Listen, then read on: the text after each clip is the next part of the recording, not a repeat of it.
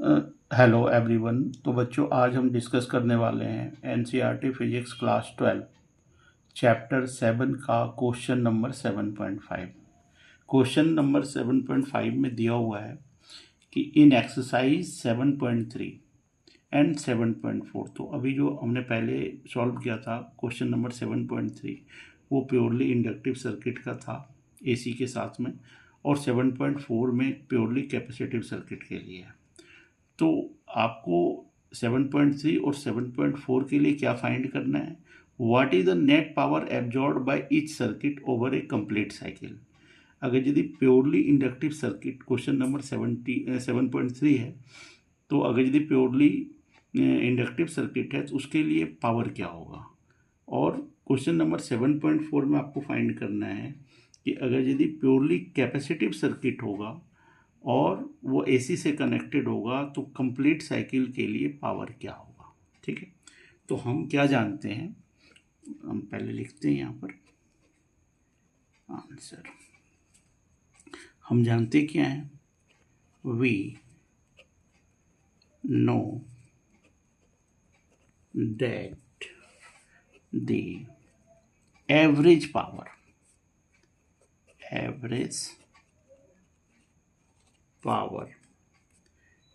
in an AC circuit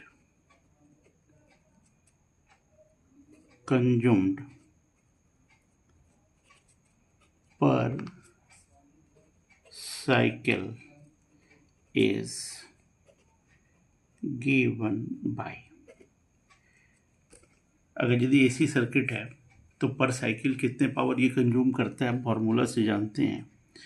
P average जो होता है हमारा, ये होता है E R M S, I R M S and cos phi. यहाँ पे फाई क्या है? Where phi is phase difference. The meaning of this term is the value of power. It will depends on cos phi, because phi is variable term. तो purely question number 7.3 में purely inductive circuit है, तो इसके लिए हम लिखते हैं for purely inductive circuit. Purely inductive circuit में होता क्या है? प्योरली इंडक्टिव सर्किट में वोल्टेज जो होता है वो करंट से π/2 से लीड्स कर जाता है। तो यहाँ पे फाई की वैल्यू क्या होगी? π/2। हेयर, यहाँ से लिखते हैं here voltage leads by current by π/2। इसको आप ऐसे लिख सकते हैं, डेट इज फाई की वैल्यू क्या हो जाएगा? π/2। इसको आप इक्वेशन 1 मान लेते हैं, इक्वेशन 1। तो यहाँ पे P किसके बराबर हो जाएगा? P नेट लिख लेते हैं। This one will be equal to E R M S, I R M S and cos of phi की वैल्यू π/2। दोनों के बीच का फेज का डिफरेंस कितना है? π/2 है। π/2 से जो करंट है वो लैग्स कर जाता है और वोल्टेज π/2 से लीड्स कर जाते हैं। और हम जानते क्या हैं? cos π/2 this is 0। तो इसीलिए P नेट ये हो जाएगा E R M S I R M S into 0। तो P नेट कितने के बराबर हो गया? 0। इट्स ओके, इसमें तो कोई प्रॉब्लम नहीं है आपको, ये तो आपको बात समझ में आ गई, इसमें तो कोई प्रॉब्लम नहीं है। तब आप ये कह सकते हैं कि so net power consumed per cycle in inductive AC circuit is 0. ठीक है. So this is the solution of first part. It means 7.3. Now next one is, ये फर्स्ट पार्ट का सॉल्यूशन हो गया प्योर इंडक्टिव सर्किट के लिए. अब now for pure capacitive circuit.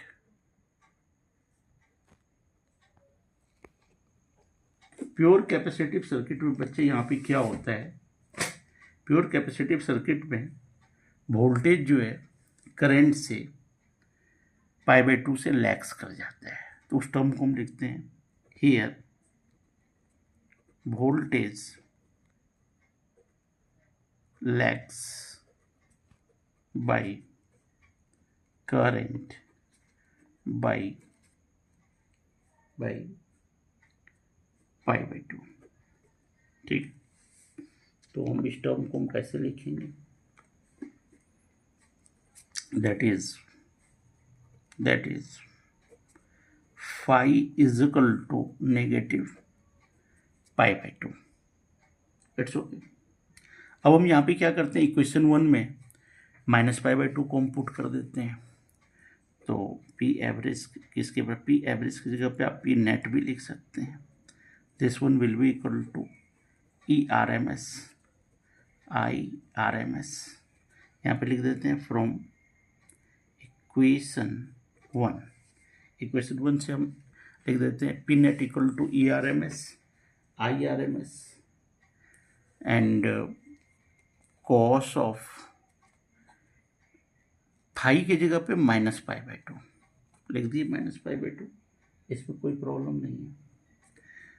Now what will be here, हम जानते हैं कि कॉस में अगर यदि एंगल नेगेटिव भी होगा तो वो कन्वर्ट किस में हो जाता है, पॉजिटिव में. सिर्फ कॉस और सेक ऐसा ट्रिगोनोमेट्रिकल फंक्शन है जिसमें एंगल जो है ना नेगेटिव अगर यदि हो तो उसको हम के cos negative theta cos theta के बराबर होता है, sec negative theta sec theta के बराबर होता है.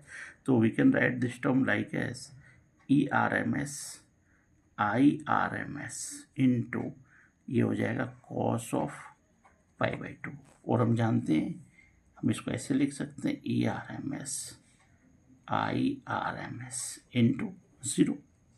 तो पी नेट यहाँ पे किसके बराबर हो गया, 0 के लिए. ये किसके लिए हो गया, purely capacitive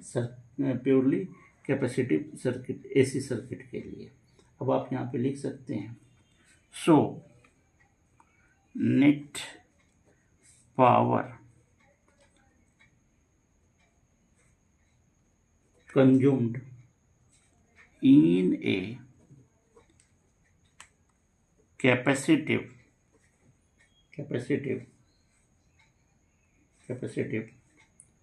circuit over a complete cycle is 0. So this question is completed. So the answer of this question is completed. बच्चों हमें लगता है कि आपको समझ में आ गई होगी बात. यहाँ पे कुछ नहीं करना है, सिर्फ पी एवरेज निकालना है. P average IRMS ERMS cos phi की वैल्यू एक बार π/2 होगा. प्योरली इंडक्टिव सर्किट में फाई की वैल्यू π/2 और प्योरली कैपेसिटिव सर्किट में -π/2. रीजन इज डैट एक में वोल्टेज क्या होता है, लीड्स कर जाता है π/2 से, दूसरे में वोल्टेज करंट से π/2 से लैग्स कर जाता है. इसलिए एक बार π/2 पॉजिटिव होगा, एक बार π/2 नेगेटिव होगा. इस वैल्यू को सिर्फ आप यहाँ पे पुट कर देंगे, will get the result P net, it will be equal to 0. Now this question is completed. That's all.